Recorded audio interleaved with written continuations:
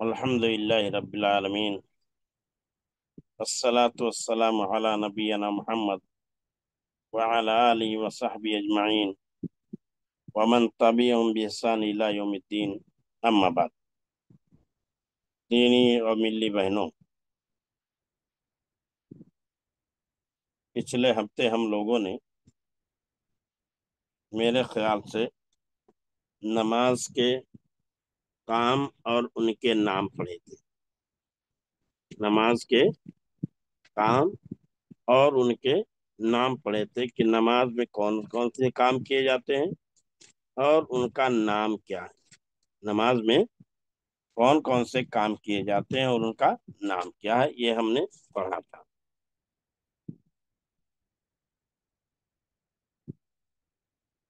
اور اب یہاں سے ہم دیکھ رہے ہیں وضو کے متعلق ہم نے آپ کو بتا دیا ہے کہ وضو۔ السلام علیکم شیخ۔ وعلیکم السلام۔ شیخ، جب ہم تشہد میں بیٹھتے ہیں تو تحیات پڑھتے ہیں، درود شریف پڑھتے ہیں، تو تحیات پہلے بسم اللہ کرتے ہیں کیا پھر درود سے پہلے بھی بسم اللہ کرنا ہے؟ نہیں، وہاں دعاؤں میں بسم اللہ نہیں کرنا۔ دعا آپ جب پڑھنے کا مطلب شروع تحیات سے کریں گے تو پہلے ہم بھی بسم نہیں اللہ کریں کریں گے۔ گے؟ اب تحیات ہم پڑھنا ڈائریکٹ شروع کریں گے، ٹھیک ہے؟ تحیات پڑھنا ہو یا اسی طرح دعائے ثنا پڑھنا ہو تو وہاں بھی بسم اللہ نہیں کریں گے، ٹھیک ہے؟ دعائے ثنا ہم نماز میں پڑھیں گے تو وہاں بھی بسم اللہ نہیں کریں۔ ہم قرآن کی صورتیں پڑھیں جی گے تب اعوذ باللہ بسم اللہ کریں گے یا بسم اللہ کریں گے، لیکن اپنے سے ہم تشہد میں بیٹھے، اب تحیات شروع کیا تو بسم اللہ نہیں کریں گے، درود شروع کیا تو بسم اللہ نہیں کریں گے، ہم ڈائریکٹ شروع کر دیں گے، ٹھیک ہے؟ جی شیخ، جزاک اللہ خیر۔ تو یہ ہم نے اس سے پہلے السلام وضو کے علیکم متعلق شیخ۔ جانکاری لی تھی، ہے نا؟ اس سے پہلے غالباً میں نے آپ کو وضو کے متعلق بتایا تھا کہ وضو کیسے کیا جاتا ہے، وضو کرنے کا طریقہ کیا ہے، اور یہ بھی بتایا تھا کہ وضو کو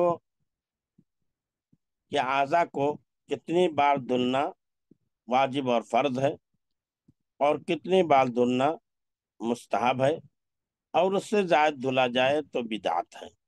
ایک بار دھلنا واجب اور فرض ہے، یعنی اگر ایک بار ہم دھل لیتے ہیں اور جتنا ہمیں دھلنا چاہیے اعضاء کو، جسمانی اعضاء کو، اگر پورے ایک طرح سے دھل لیتے ہیں، کہیں کوئی حصہ باقی نہیں رہ جاتا تو واجب کی ادائیگی ہوگی، ہم اس سے نماز پڑھ لیں گے۔ لیکن اگر بہتری لانا چاہتے ہیں، اچھا کرنا چاہتے ہیں تو ہم 3 بار دھلیں گے، اور 3 یہ آخری حد ہے۔ 3 آخری، یعنی سب سے کم ایک مرتبہ، کم سے کم ایک مرتبہ دھلیں گے، اور زیادہ سے زیادہ اعضائے وضو کو 3 بار دھلیں گے۔ ایک بار سے نہ کم دھلیں گے اور نہ 3 بار سے زائد دھلیں گے۔ یہ چیز ہم نے بتایا تھا۔ ایسے ہی ہم نے بتایا تھا آپ کو کہ اعضائے وضو میں کن کا دھلنا واجب اور فرض ضروری ہے، کون سی سنتیں اور کون سا ارکان میں شامل ہے۔ تو ہمیں بتایا تھا، قرآن نے کہا یا ایھا الذین آمنوا اذا قمتم الی الصلاۃ فاغسلوا وجوہکم وایدیکم الی المرافق وامسحوا برؤوسکم وارجلکم الی الکعبین۔ تو وضو جب کرنا شروع کریں گے تو وضو کرنے میں نیت کرنا شرط ہے۔ نیت کرنا کیا ہے؟ شرط ہے۔ میں نے بتایا تھا کہ نیت کے لیے الفاظ نہیں بلکہ نیت دل کے ارادے کا نام۔ ہم دل میں وضو کرنے کی نیت کر لیں گے، بسم اللہ کر کے وضو کرنا شروع کر دیں گے۔ تو پہلی چیز جو واجب اور فرض ہے کیا ہے؟ فَاغْسِلُوا وُجُوهَكُمْ وَأَيْدِيَكُمْ، یعنی چہرے کا پورا دھلنا، دونوں ہاتھوں کا دھلنا، سر کا مسح کرنا اور دونوں پیر کا دھلنا، یہ واجب اور فرض ہے۔ واجب اور فرض ہے، یہ رکن کی حیثیت سے حاصل ہے۔ اور اس کے علاوہ دیگر اعضاء جو دھلے جاتے ہیں، مان لو دونوں ہاتھوں کو گٹوں تک دھلنا، दोनों हाथों को घटों तक धुलना, या इसी तरह नाक और मुंह में पानी चढ़ाना, नाक और मुंह में पानी चढ़ाना, या आज़ाए वजू का 3 3 बार धुलना, ये तमाम चीजें क्या है, सुन्नत हैं। ये तमाम चीजें क्या है, सुन्नत हैं। ऐसे ही वह आज़ाए वजू धुलने में जो जरूरी है, जो वाजिब और फर्ज की हैसियत रखता है, वो मवालात का होना। क्या होना, मवालात यानी लगातार कंटिन्यू होना। ऐसे ही एक चीज जो जरूरी है, आज़ाए वजू का तरतीब वार धुलना। पहली चीज बताया हमने, वजू के लिए नियत शर्त है, और वजू में जो वाजिब चीजें हैं, वो चेहरे का धुलना है, हाथों का धुलना है, सर का मसे करना है, और दोनों पैरों का धुलना है, और तमाम आज़ाए वजू का कम से कम एक बार धुलना है। ऐसे ही आज़ाए वजू में, अरे वजू करते वक्त वजू में मुआलात कंटिन्यू लगातार धुला जाना जरूरी है। यानी एक आजू हम धुलते हैं तो दूसरा उसके बाद धुलें, दूसरा धुलते हैं तीसरा उसके बाद धुलें, चौथा धुलते हैं पांचवा उसके बाद धुलें। ये कान लगातार होना चाहिए। ऐसा नहीं है कि हम एक हाथ हम धुल के बैठे रहें, दूसरा हाथ बाद में धुलें जब पहला हाथ सूख जाए या चेहरा सूख जाए तो हम हाथ धुलना शुरू करें, नहीं। आज़ाए वजू का में मवालात कंटिन्यू लगातार धुला जाना जरूरी है। और ऐसे ही आज़ाए वजू में तरतीब के साथ धुला जाना जरूरी है। ये तरतीब जो है वो तरतीब जरूरी है।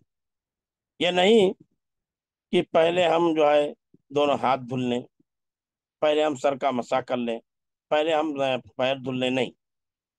जो आदाब और तरीके वजू के बताए गए हैं कि हम पहले जो है दोनों हाथों को कहाँ तक, घुटनों तक धुलें 3 बार। फिर हम वजू में क्या है, नाक और मुंह में पानी लें 3 बार। फिर हम जो है पूरे चेहरे को धुलें 3 बार। फिर दाएं हाथ को धुलें 3 बार। फिर बाएं हाथ को धुलें 3 बार। फिर कान और सर का मसा करें 1 बार। फिर दाएं पैर को धुलें 1 बार, फिर 3 बार। फिर बाएं पैर को धुलें 3 बार। तो इस तरह तरतीब से धुला जाएगा। अगर तरतीब नहीं पाई गई तो भी हमारा वजू नहीं होगा। तरतीब भी नहीं पाएगी तो हमारा वजू नहीं होगा। तो ये वजू के आदाब और तरीके थे। ऐसे ही हमने बताया था वजू के बाद की दुआ। वजू के बाद की दुआ मेरे ख्याल से तकरीबन तमाम लोगों को याद होगी। जो वजू के बाद की दुआ है, अशहदु अल्ला इलाहा इल्लल्लाहु वहदहु ला शरीक लहु व अशहदु अन्ना मुहम्मदन अब्दुहु व रसूलुहु अल्लाहुम्मा जअलनी मिनत तव्वाबीन वजअलनी मिनल मुततहिरीन। मैं गवाही देता हूँ कि अल्लाह के अलावा कोई माबूद बरहक नहीं, वो तन्हा है, उसका कोई शरीक नहीं। और मैं गवाही देता हूँ कि मोहम्मद सल्लल्लाहु अलैहि वसल्लम अल्लाह के बंदे और उसके रसूल हैं। अल्लाह मजअलनी मिनत तव्वाबीना, ऐ अल्लाह तू मुझे पाकी हासिल करने वालों में से बना, अरे तौबा करने वालों में से बना, और तू मुझे पाकी और सफाई सुथराई हासिल करने वालों में से बना। तो ये दुआ पढ़ेंगे। देखिए, मैं बताऊं कि इस्लाम में सबसे ज्यादा जिस चीज को अहमियत हासिल है, और सबसे ज्यादा इस्लाम में कीमती जो सबसे ज्यादा चीज है, वो तौहीद है। तौहीद से बढ़कर कोई चीज नहीं। सबसे ज्यादा अगर कीमती कोई चीज है इस्लाम में तो तौहीद है। हमारे पास रुपया नहीं, पैसा नहीं, हमारे पास औलाद नहीं, तो ऐसी सूरत में हम जो है कल्लाश नहीं है, फकीर और मोहताज नहीं है, महरूम नहीं है।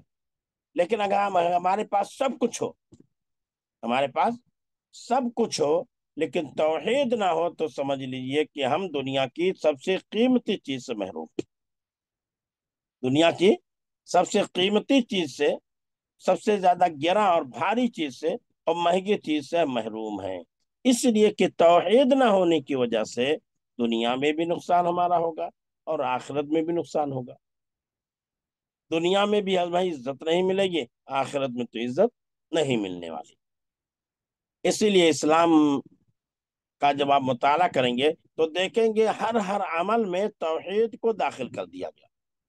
ایک انسان وضو کرتا ہے، وضو کرنے کے بعد جو دعا پڑھتا ہے اس میں بھی توحید ہے۔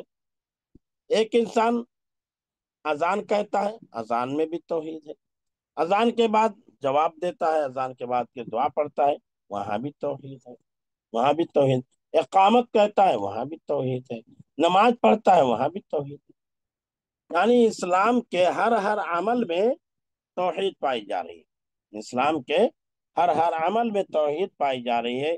اسلام کا کوئی بھی عمل ایسا نہیں ہوگا جس میں توحید نہ ہو، اس لیے کہ جتنے اعمال ہیں، جتنے بھلائیاں ہیں، جتنے نیکی کے کام ہیں، سب کس کے لیے کیے جانے ہیں؟ اللہ کے لیے، اللہ کی خوشنودی اور رضا کے لیے۔ اگر ہم اللہ کی خوشنودی اور رضا کے لیے کر رہے ہیں تو گویا کہ ہم اپنی عبادت میں مخلص ہیں، اور توحید الوہیت جو ہے اس کے ہم قائل ہیں۔ لیکن اگر ہم ایسا نہیں کر رہے ہیں تو ایسی صورت میں یہ ہے گویا کہ ہم توحید ربوبیت کے یا توحید الوہیت کے قائل نہیں ہیں، ہمارا توحید الوہیت مضبوط نہیں ہے، بلکہ ہمارے توحید الوہیت میں سینگ لگ چکی ہے، سینگ جھلک چکی ہے، اور اس میں داغ لگ چکا ہے، اور وہ ناکارہ ہو چکی ہے۔ تو اذان اور وضو کے بعد کی جو دعا ہم پڑھتے ہیں، وضو کے بعد کی دعا میں بھی اللہ تعالیٰ نے ہمیں توحید سکھلایا۔ اور ایک بات اور بتاتے چلو میں، اور میرے خیال سے غالباً میں نے بتایا ہوگا کہ وضو کے دوران کوئی بھی دعا حدیث سے ثابت نہیں ہے۔ وضو کے دوران جیسے بہت سارے لوگ دعا بتاتے ہیں کہ دونوں ہاتھ دھلو تو یہ دعا پڑھو، چہرہ دھلو تو یہ دعا پڑھو، سر کا مسا کرو تو یہ دعا پڑھو، فلاں کوئی کام کرو تو یہ مسا کرو۔ تو میرے علم کے مطابق کوئی بھی یہ دعا ثابت نہیں ہے۔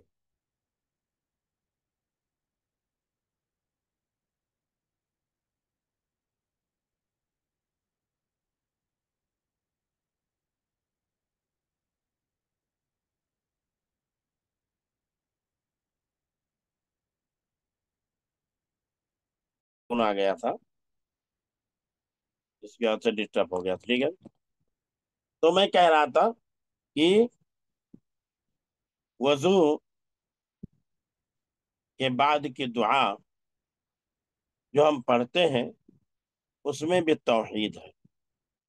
وضو کے بعد کی جو دعا ہم پڑھتے ہیں اس میں بھی توحید ہے، اور توحید کی تعلیم ہمیں دی گئی ہے، اور ہمیں ہر عبادت میں توحید کو مقدم رکھنے کا حکم دیا گیا ہے۔ تو اسلام میں توحید سب سے اہم چیز ہے، توحید سے بڑھ کر اسلام میں کوئی چیز نہیں، جس سے بڑھ کر کوئی چیز نہیں، اس سے زیادہ گراں اور قیمتی کوئی چیز نہیں۔ اگر توحید ہمارے پاس ہے تو سمجھیے سب کچھ ہے۔ اسی لیے بار بار ہمیں ہر عمل میں توحید کی تعلیم دی جا رہی ہے، اور توحید کی اہمیت کو بیان کیا جا رہا ہے۔ تو یہ وضو کے بعد کی دعا ہوئی، اور غالباً ہم نے جو ہے اس سے پہلے پڑھ لیا تھا، معلوم کر لیا تھا۔ اب آتے ہیں ہم، دیکھیے اذان، وضو، اذان کو ہم پڑھ لیتے ہیں۔ اذان جو کلمات، اذان کے جو کلمات کہے جاتے ہیں، اذان کے کلمات کا دہرانا واجب اور فرض ہے۔ اگر اذان ہونی شروع ہو گئی ہو تو ایسی صورت میں ہمیں کوئی کام میں مشغول ہو تو کام کو بند کر دینا چاہیے، اور کام کو بند کر کے ہمیں اذان کا جواب دینا چاہیے، کیونکہ اذان کا جواب دینا واجب ہے۔ اذان کا جواب دینا کیا ہے؟ واجب ہے۔ اور اذان کے جواب دینے کا طریقہ کیا ہے؟ امام ارے مؤذن، اذان دینے والا جو کلمات کہے گا اس کے بعد ہم انہی کلمات کو اس کے پیچھے دہرائیں گے۔ مثلا اگر وہ کہہ رہا ہے اللہ اکبر اللہ اکبر، تو اب کہہ لے گا تو ہم بھی کہیں گے اللہ اکبر اللہ اکبر۔ پھر کہے گا اللہ اکبر اللہ اکبر، تو ہم بھی اسی کے پہ کہیں اللہ اکبر اللہ اکبر۔ پھر ایسا اشہد ان لا الہ الا اللہ کہے گا، अशहदु अन्ना मोहम्मद रसूलुल्लाह कहेगा, तो हम उसी तरह जिस तरह बांगी इमाम अजान के कलिमात को बुलंद आवाज से कहेगा, उसी को हम आहिस्ता से कहेंगे। अलबत्ता जब हय्या अला सलाह कहेगा और हय्या अला फलाह कहेगा, तो इसके जवाब में हम ला हौला वला कुव्वता इल्ला बिल्लाह कहेंगे। जब इमाम अरे मौजिन अजान देने वाला हय्या अला सलाह हय्या अला फलाह कहेगा, तो हम उसके जवाब में ला हौला वला कुव्वता इल्ला बिल्लाह कहेंगे। ऐसे ही फजर की नमाज में जब कहेगा अस्सलातु खैरुम मिनन नौम, तो हम भी उसी का जवाब देंगे अस्सलातु खैरुम मिनन नौम। फिर अल्लाह अकबर ला इलाहा इल्लल्लाह कहेगा, तो हम भी उसी तरह ला इलाहा अल्लाह अकबर ला इलाहा इल्लल्लाह कहेंगे। तो अल्लाह अकबर का मतलब यह है कि अल्लाह बहुत बड़ा है। अफ़अलु अकबरु अफ़अलु के वजन पर है, और अफ़अलु इस्म तफजील का सेगा, और इस्म तफजील के सेगे में माना ज्यादा बयान होता है। यानी उसमें जिस चीज का बयान होता है उसमें माने को बहुत बुलंद करके बयान किया जाता है, बहुत ज्यादा ऊंचा करके बयान किया जाता है। जैसे कहते हैं ये पेड़ बहुत बड़ा है, ये पेड़ बड़ा है, ये पेड़ बहुत बड़ा है, तो मतलब यहाँ उस पेड़ की बड़ाई को बयान किया जा रहा है। तो ऐसे ही अल्लाह अकबर कहेंगे तो हम उसका मतलब होंगे अल्लाह बहुत बड़ा है, अल्लाह सबसे बड़ा है। और अशहदु अल्ला इलाहा इल्लल्लाह का मतलब है कि मैं गवाही देता हूँ कि अल्लाह के अलावा कोई माबूद बरहक नहीं। अशहदु अन्ना मोहम्मद रसूलुल्लाह का मतलब है कि मैं गवाही देता हूँ कि मोहम्मद सल्लल्लाहु अलैहि वसल्लम अल्लाह के रसूल हैं। तो अल्लाह की आजमत का बयान हुआ, अल्लाह की तौहीद का बयान हुआ, और फिर रसूलुल्लाह सल्लल्लाहु अलैहि वसल्लम की रसालत का भी बयान हुआ। तो इससे पता चलता है कि अल्लाह की तौहीद के बाद रसूल की रसालत पर ईमान लाना वाजिब और जरूरी है। अगर अब कोई अल्लाह को की वहदानियत को तस्लीम करता है, अल्लाह को अपना खालिक मालिक राजिक मानता है, अल्लाह को एक मानता है, लेकिन रसूल की रसालत को नहीं मानता, रसूल को अपना नबी नहीं मानता, तो इंसान मुसलमान नहीं रहेगा, काफिर हो जाएगा। मुसलमान नहीं रहेगा, क्या हो जाएगा? काफिर हो जाएगा, और उसके काफिर होने में कोई शक नहीं रहेगा। इसलिए कि ईमान के जो 6 जुज बयान किए गए हैं, ईमान के जो 6 अरकान बयान किए गए हैं, उनमें से एक रुकन अल्लाह के रसूलों पर ईमान लाना भी है, ईमान लाना भी है। और अल्लाह के रसूल सल्लल्लाहु अलैहि वसल्लम की आजमत को बयान करते हुए अल्लाह ताला ने अशहदु अल्ला इलाहा इल्लल्लाह के बाद अशहदु अन्ना मोहम्मद रसूलुल्लाह को कहलवाया, ताकि पता चले कि अल्लाह के बाद अगर किसी का मकाम और मर्तबा सबसे ज्यादा अजीम है, तो मोहम्मद अरबी सल्लल्लाहु अलैहि वसल्लम का मकाम और मर्तबा सबसे ज्यादा अजीम है। फिर कहे हय्या अला सलाह, हय्या माने आओ आगे बढ़ो, हय्या माने आओ आगे बढ़ो, अमर का सेगा है। हय्या अला सलाह, और सलात के माने होता है नमाज के। हय्या अला सलाह, ना आओ नमाज की तरफ, आओ नमाज की, हय्या अला सलाह आओ नमाज की तरफ, हय्या अल फलाह आओ कामयाबी की तरफ। फलाह के माने कामयाबी, फलाह के माने कामयाबी, तो हय्या अल फलाह आओ कामयाबी की तरफ। फिर जो कहते हैं फजर की नमाज में अजान में अस्सलातु खैरुम मिनन नौम, नमाज से नमाज नींद से बेहतर है, नमाज नींद से बेहतर है, क्योंकि वहां इंसान सो रहा होता है, तो उसको बताया जा रहा होता है कि नींद जो तुम्हें सबसे ज्यादा प्यारी और महबूब है, इस प्यारी नींद से कहीं ज्यादा महबूब अल्लाह की नमाज है, फजर की नमाज है। इसलिए महबूब चीज की जानिब उठो और महबूब चीज को हासिल करने की कोशिश करो। तो ये अजान के कलिमात हुए, और गालिबन हम में से हर एक को मालूम है। अब इन्हीं कलिमात को अगर एक एक मर्तबा कहा जाए, और अल्लाह अकबर को 2 2 मर्तबा कहा जाए, और कद कामत सलाह को 2 मर्तबा कहा जाए, तो इसी का नाम है इकामत। अल्लाह अकबर अशहदु अल्ला इलाहा इल्लल्लाह, अशहदु अन्ना मुहम्मद रसूलुल्लाह, हय्या अलस सलाह, हय्या अलल फलाह, قد قامت الصلاۃ قد قامت الصلاۃ اللہ اکبر لا الہ الا اللہ. تو یہاں قد قامت الصلاۃ زائد کہا جا رہا ہے، اس لیے کہا جا رہا ہے کہ اب نماز کھڑی ہونے کو ہے. تو کہا قد قامت الصلاۃ، نماز کے قریب ہونے وقت، کھڑے ہونے کا وقت قریب ہو گیا. نماز کے کھڑی ہونے کا وقت قریب ہو گیا. نماز کے کھڑی ہونے کا وقت کیا ہو گیا؟ قریب ہو گیا. یہاں بتایا جا رہا ہے یعنی اب نماز کھڑی ہونے جا رہی ہے، جلدی جلدی بھاگے بھاگے چلے آؤ، اللہ کی نماز میں مشغول ہو جاؤ. تو اقامت جو ہے یہ اذان ہونے سے، نماز کھڑی ہونے سے پہلے کہی جاتی ہے، اور نماز کے وقت کی خبر دینے کے لیے اذان کہی جاتی ہے.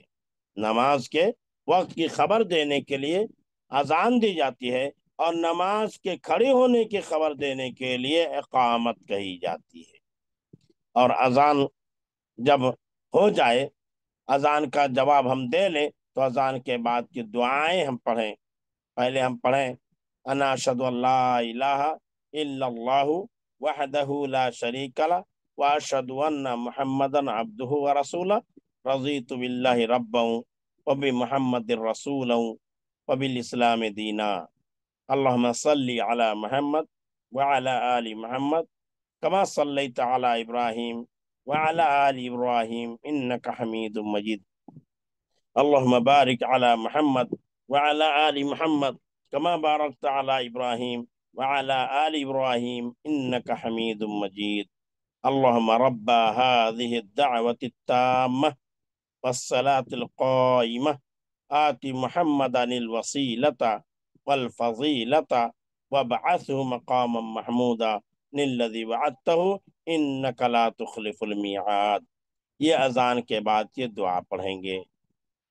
اذان کے بعد کی یہ دعا پڑھیں گے. اللہ کے رسول صلی اللہ علیہ وسلم نے بیان فرمایا کہ جو شخص اذان کا جواب دے اور اذان کے بعد کی دعا پڑھے، حلت لہ شفاعت یوم القیامہ، ایسے انسان نے میری شفاعت کو اپنے لیے حلال کر لیا. میں ایسے انسان کی سفارش کروں گا کل قیامت کے دن.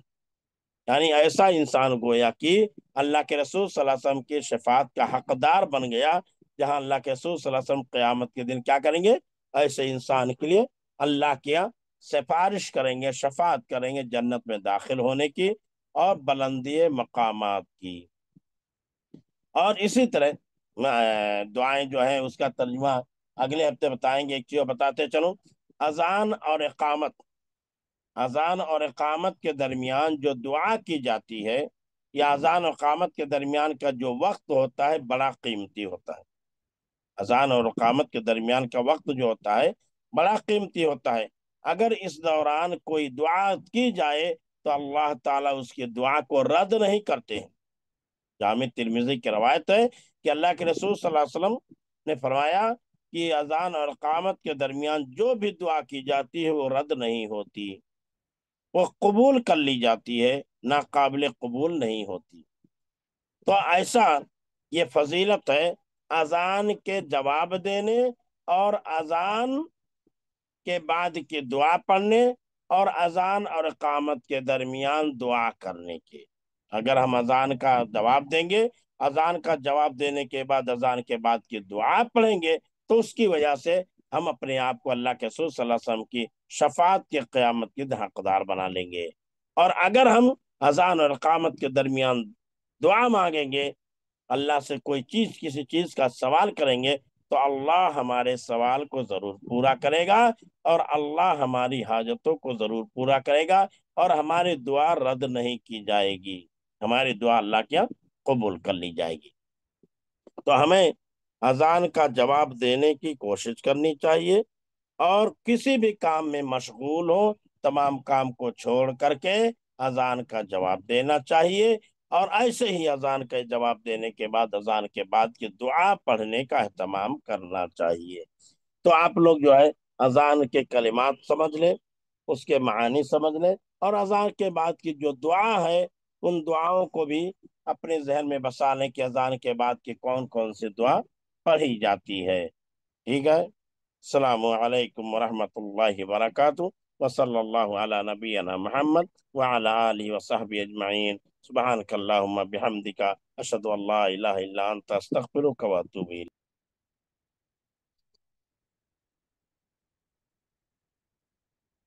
सिस्टर, मुझे एक डाउट था।